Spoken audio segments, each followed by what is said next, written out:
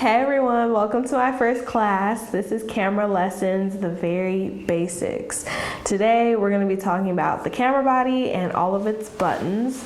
I'm also going to give some recommendations for buying your first camera. So if you're ready to pick up some gems, stay tuned. I'm your host, Rita, and this is brought to you by Black Reels.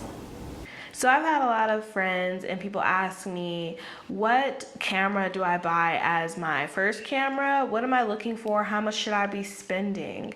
And my advice that I always give is get a camera that does both photo and video so you can play around in both worlds, and get something that's under $800. My first camera is the one I'm going to be showing off to y'all today. It's a Canon T5i. I think it's an amazing starter camera and I would definitely recommend this one. Now let's get into the camera body and all of the buttons.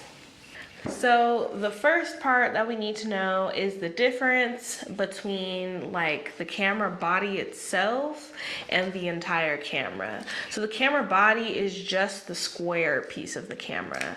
The lens is the circle part, and that part is always detachable. On a real camera, at least, your lens will always be detachable. There's a button up here at the front, and you're gonna push that, align your white square that's on the lens with the white square that's on the rim of the camera. Or if you have a red circle, align that red circle on the lens with the red circle on the outer rim of your camera body.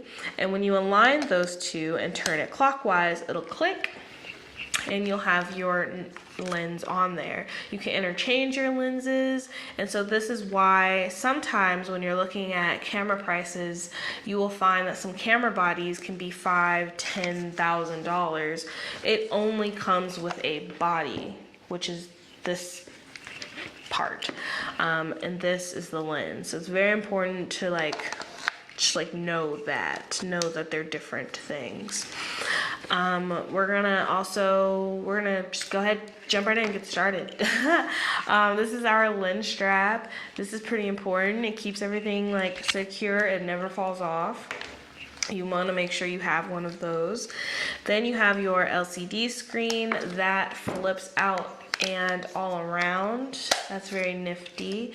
That's definitely one reason I super recommend this camera, because you can shoot a lot of different angles and still see. Then you have your flash up here at the top. When your camera is on and you push the lightning bolt button on the side, this pops on open. Then you have your shutter button. That is a button you use with, and that will most likely be up here at the top. So then you have your shutter button, and that's up here at the top of your camera, and that's what you're going to use to take pictures with. Behind that, there's a wheel. You turn that wheel, it'll most likely take you through certain settings. Then you have an ISO button, and that is a settings button. We'll go over that later in another class. Then we have our settings wheel. This has a whole bunch of letters, images, and kind of like phrases on it, such as scene. And this lets you know all of the functions that the camera is able to do. You also have the on, off, and video mode buttons up here as well. Somewhat below that, you're going to find the magnifying glasses. That's going to help you set focus. So just a little tip is, when you want to set your focus before taking a picture or before taking a video, push in on the magnifying glass twice and focus in on the iris of your subject and set your focus from there, and you'll have really crisp photos. Then also on top of here is your viewfinder button. It's this camera button with a black square. You push that button to switch the image from your LCD screen here to your viewfinder up here. And the viewfinder is a square mechanic piece of the camera that is made of glass. You can look through this and you'll be able to see your image way closer to your eye. You can also change the settings within the viewfinder. So all the photographers have their own preferences. You can choose whether or not you want to shoot through the viewfinder by pressing the viewfinder button. That viewfinder button also has a red dot above it. When you're in video record mode, you can push that button to start recording. Then you have your menu button and your info button. Your menu will take you into a plethora of settings that your camera can do. Your info button most likely will change your LCD screen. The live view image will most likely change it from having all kinds of numbers and letters and graphs and settings on it to nothing. Then you have your playback button, which is a triangle inside of a square. Then you have your trash can button. Then above that, you have a selection wheel. The selection wheel on the Canon T5i has letters on it already. Your camera may or may not have that. These letters represent quick keys. So if you were to push this arrow, it's going to take you automatically to this function. So the quick keys for this particular camera is WB for white balance, AF for autofocus, a set of squares for continuous shooting, and a flat circle for picture profile. And then you have the AV button and the Q button, and both of these are exposure setting buttons, which again, I'll go over what exposure is in another video. But yeah, I believe now at this point you know all of the buttons on your camera.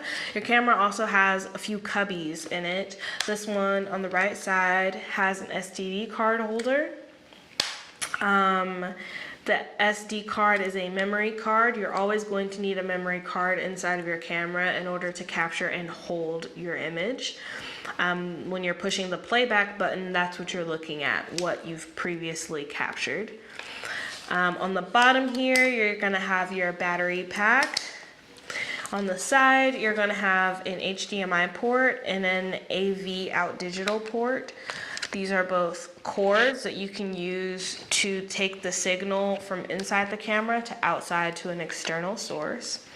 And then you have another 2 ports that have your microphone input if you want to get clearer sound, or your mic or your remote triggering system. So this will allow you to take pictures from afar, not right next to your camera, and you can push a button and it triggers your shutter, and you want to put that internally into your camera. So all of these, I call them like cubby holes because they all have covers on them, and you want to make sure that their covers stay on, or else dust will get inside of your camera, and that's really dangerous. That actually deteriorates the quality of your image. That also goes with like changing out your lens as well. When you're changing this and you're outside, you want to be very careful. Do not leave these things exposed for that long. Leaving your sensor exposed is terrible because when dust gets in there, it's very hard to get out, and you do not want to put your finger in there to clean it. You want to clean it with like air. So you want to take they're like these squishy little blimps, and they have a spout poking out of it, and it'll give you like fresh air in a concentrated space. So you squish, and like that's how you clean it out. You do not use like towels or cloths or your fingers or clothes. Do not. Please use some good air. Also with your lenses, when you're switching them, you want to make sure to kind of cup the ends of it and like keep the lens cap on and cup the end of it until it's time to put it on the lens, and that will, or onto the camera body. And when you do that, you are actually saving the life of your camera and stopping dust particles from getting in, because when dust particles get in, you can actually see them in your camera. One way to test for dust particles is taking off your lens cap and pointing your camera directly to the sky. And if the sky is clear, or also as it appears in real life, you're good to go. But if you're seeing like speckles in your image, you probably have dust in your sensor or your lens. So you're gonna want to clean that out. So yeah, that's the camera body and all of its buttons. Thank you for staying tuned all the way till the end. We really loved having you. Our next class is another extension of the Very Basic series, and we're going to be talking about the menu and what you need to know to get started for taking pictures. We're also going to talk about basic composition. We look forward to seeing you in our next class. I hope you have a beautiful day. This is your host, Sarita Young, and again, this was brought to you by Black Reels.